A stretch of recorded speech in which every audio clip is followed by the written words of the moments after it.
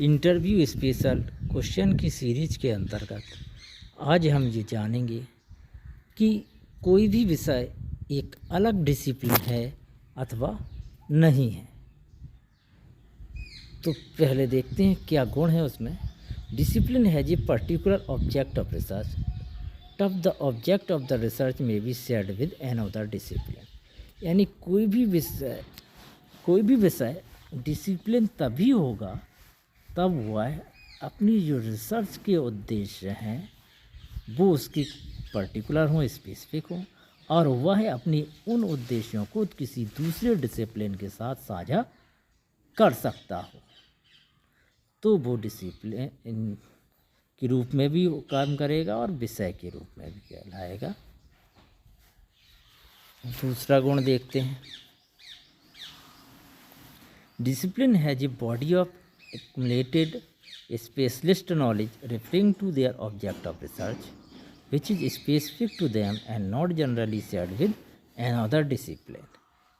तो किसी भी डिसिप्लिन की कुछ स्पेसिफिक नॉलेज होती है जो कि उसकी रिसर्च के उद्देश्यों द्वारा प्राप्त होती है, और इस स्पेसिफिक नॉलेज को, स्पेसिफिक जो ज्ञान है उसको किसी और दूसरी डिसिप्लिन के साथ वह साझा नहीं कर सकता है।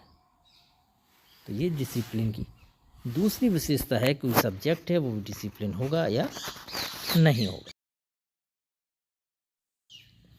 Discipline has developed specific research method according to their specific research requirement and may be most crucial. यानी विषय जब अनुशासन के रूप में होगा तो अपनी वो स्पेसिफिक अनुसंधान की आवश्यकताओं को ध्यान में रखते हुए कुछ स्पेसिफिक रिसर्च मेथड्स, अनुसंधान विधियों का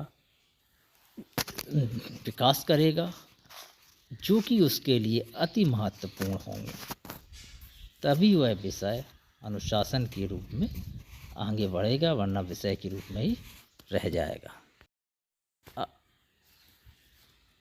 अब हम विषय की चौथी विशेषता देखते हैं जो ये बताता है कि विषय एक डिसिप्लिन के रूप में काम कर रहा है अथवा नहीं। तो discipline must have some institutional manifestation in the form of subject taught at university level, college level और respective academic department and professional association connected to it. यानी कोई भी विषय डिसिप्लिन तभी होगा जब डिसिप्लिन के रूप में हो, एक सब्जेक्ट के रूप में यूनिवर्सिटी और कॉलेज लेवल पर पढ़ाया जा रहा हो, और उसका जो रिस्पेक्टिव एकेडमिक डिपार्टमेंट हो, उसका प्रोफेशनल उससे संबंधित हो, तभी वो विषय डिसिप्लिन के रूप में आगे बढ़ेगा। जैसे गणित एक विषय भी है और डिसिप्लिन भी है। विज्ञान जो है वो विषय के रूप में है, लेकिन जब एकेडमिक लेवल पर आता है तो वो कई विषयों में टूट जाता है, फिजिक्स, केमिस्ट्री, बायो।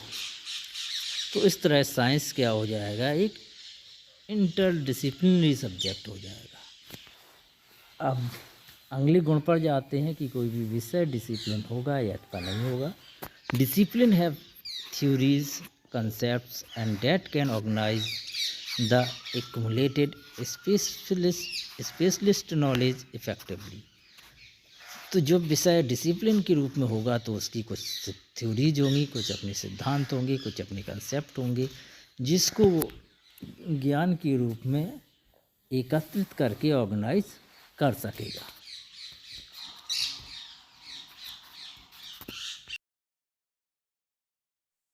अब हम अंतिम बिंदु को देखते हैं।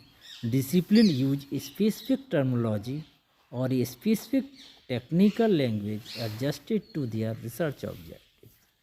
अपने जो अनुसंधान ऑब्जेक्टिव में, अनुसंधान के उद्देश्यों में जब कोई डिसिप्लिन कुछ विशिष्ट तकनीकी भाषा का प्रयोग करता है तो वो विषय डिसिप्लिन होता है अथवा नहीं होता।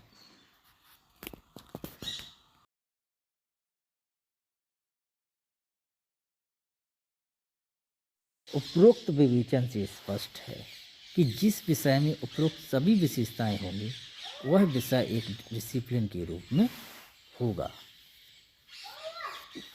जैसे हम लोग विज्ञान पढ़ते हैं, कक्षा 6, 7, 8 में विज्ञान पढ़ते हैं, तो वो एक विषय के रूप में तो है विज्ञान, लेकिन डिसिप्लिन के रूप में विज्ञान नहीं है। वो डिसिप्लिन इंटरडिसिप्लिन सब्जेक्ट है। वो विज्ञान में हम भौतिक विज्ञान को भी पढ़ते हैं, यानी फिजिक्स को भी पढ़ते हैं, केमिस्ट्री को पढ़ते हैं, बायोलॉजी को भी पढ़ते हैं। ये सारे जो डिसिप्लिन हैं वो अलग अलग हैं। उन डिसिप्लिन को बनाकर एक विषय बनाया गया है। इसके विपरीत जो गणित है वो यूनिवर्सिटी लेवल पे भी गणित पढ़ाया जाता है। तो गणित एक विषय भी है और एक डिसिप्लिन भी है।